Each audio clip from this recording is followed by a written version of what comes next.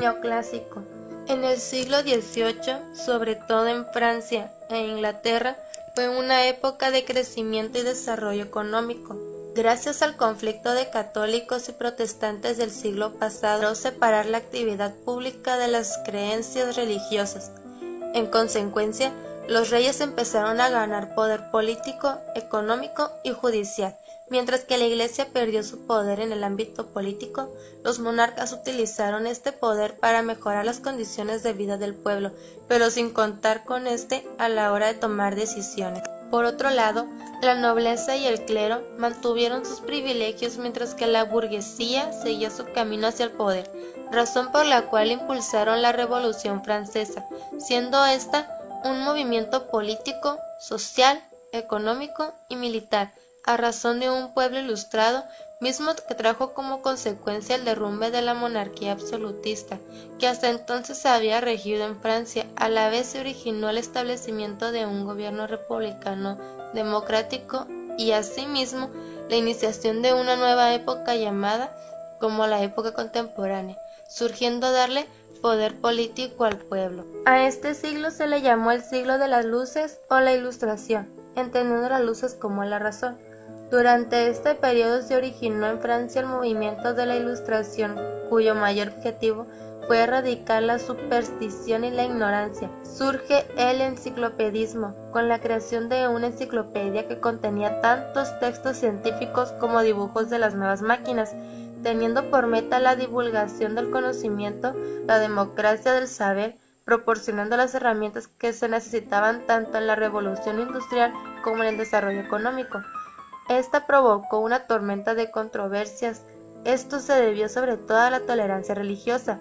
La enciclopedia elogió pensadores protestantes y desafió a los dogmas de la Iglesia Católica Romana. El libro fue prohibido en su totalidad, pero como tenía seguidores de clase noble, el trabajo continuó y cada volumen posterior fue entregado ilegalmente a sus suscriptores. Para Kant, la Ilustración es la emancipación del estado de ignorancia por medio del conocimiento. Es la salida del hombre de la minoría causada por él mismo. Debe salir junto con los demás del estado natural y entrar al estado de derecho, a un estado de la mayoría de edad. No vivimos en una época ilustrada, pero sí en una época de ilustración, aunque falta mucho para que los hombres estén en condiciones para servirse bien de su entendimiento.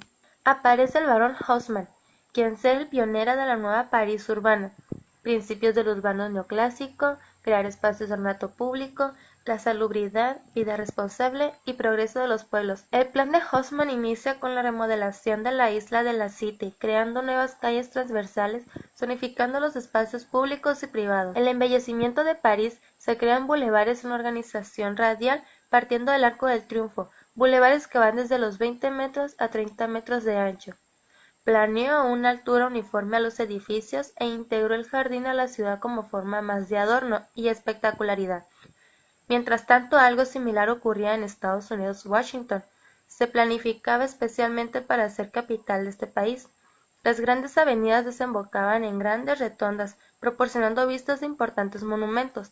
Desarrollaron un conjunto urbanístico y arquitectónico mucho más extravagante, teniendo como eje central el Centro Nacional, espacio donde se encuentran monumentos y edificios más importantes de este estado, como el Monumento a Washington, el Capitolio, la Casa Blanca y el Monumento a Lincoln. Esto en su mayoría a cargo del arquitecto francés Pierre Charles. Los temas más destacados del neoclásico fueron el carácter filosófico, político, económico, social y cultural. Los escritores de la época tuvieron un fuerte espíritu crítico y ofrecieron soluciones prácticas a los problemas de la época. Dentro de la narrativa del neoclasicismo se destacaron el ensayo, como la forma de expresión más importante de la época, la novela, que indagó sobre la psicología del personaje, y finalmente la fábula, debido a su finalidad de transmitir preceptos morales.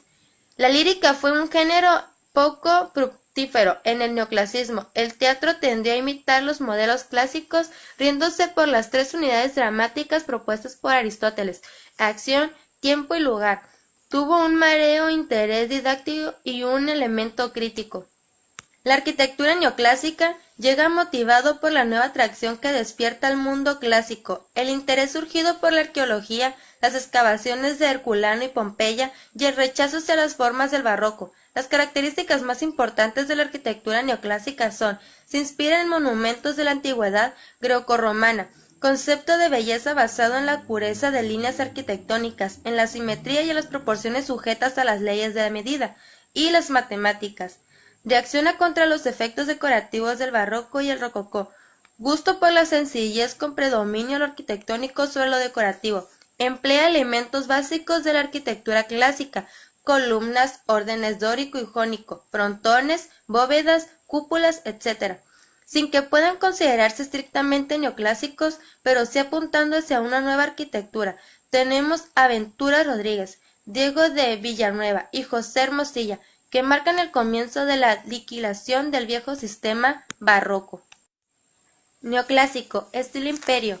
La segunda fase del neoclasismo, que denominaron estilo imperio, fue basada en diseños inspirados en descubrimientos arqueológicos a finales del siglo XVIII, época en la cual gobernaba el imperio de Napoleón I, cuyos diseñadores eran Charles Percier y Pierre-Francois Léonard Fontaine. Cada nación interpretaba el estilo neoclásico de diversas maneras. Inglaterra, por ejemplo, lo denominó estilo regency. En 1780, los residenciales reales y las principales casas de campo utilizaron sus mobiliarios este estilo, gracias al diseñador de Henry Holland, quien era el arquitecto del príncipe de Gales de aquella época. A finales del siglo XVIII, la Ciudad de México se sometió a una serie de obras de transformación que siguieron las concepciones urbanísticas europeas formuladas en estilo neoclásico. Este impulso constructor decreció después de la independencia para renacer con toda su fuerza durante el Porfiriato. Muchas iglesias decidieron cambiar los estilos convencionales, experimentando con el neoclásico, desapareciendo lentamente fachadas repujadas y retablos dorados, a cambio por los concebidos en estilo neoclásico, tan limpios, fríos y moderados en su ornamentación. Como figuras importantes de esta primera etapa del neoclásico podemos mencionar al arquitecto y escultor valenciano Manuel Tolsa, con obras de suma importancia como el Hospicio Cabañas de Guadalajara, el Palacio de Minería y la Casa de Pérez Gálvez o de los Condes de Buenavista, actual el Museo de San Carlos, ambos situados en la Ciudad de México. Arquitecto, pintor y poeta Francisco Eduardo Tres Guerras, con obras tan importantes como la Iglesia del Carmen en Celaya, entre otras. Las primeras obras pictóricas de artistas extranjeros que llegaron a México atraídos por su historia, naturaleza, arqueología, vida y costumbres, y realizaron obras entre las que se encuentran pinturas, dibujos y publicaciones. No fue sino hasta mediados del siglo XIX que se inició el arte propiamente mexicano de la tendencia académica y romántica que prevalecería hasta el siglo XX.